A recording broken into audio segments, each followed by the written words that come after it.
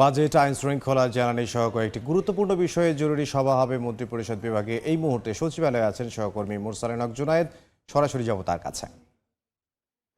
জুনায়েদ,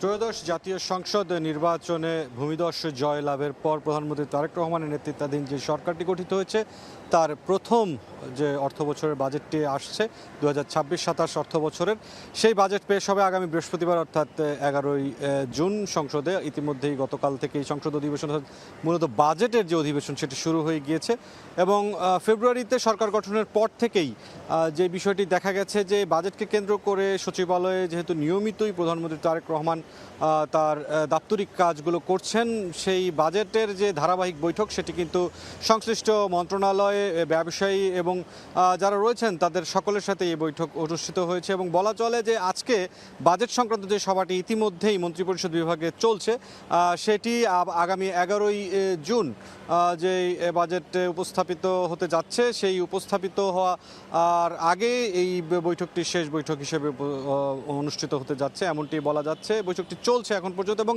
আজকের দিনের যেই কর্মসূচিগুলো, যে কার্যক্রমগুলো রয়েছে প্রধানমন্ত্রী তারেক রহমানের, তার মধ্যে একটি উল্লেখযোগ্য বিষয় হচ্ছে আইন শৃঙ্খলা সংক্রান্ত সভা।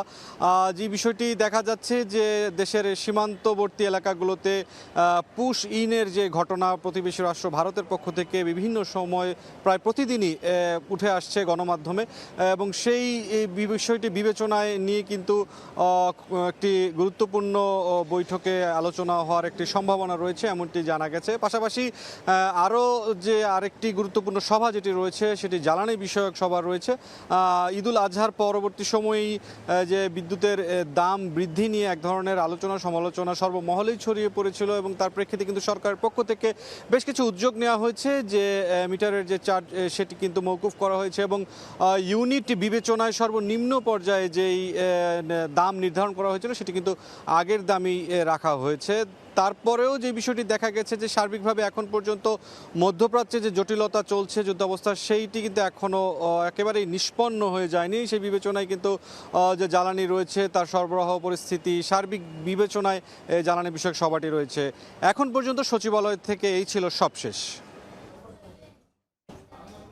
সচিবালয় থেকে সহকর্মী মুরসালিন হক জুনায়েদ।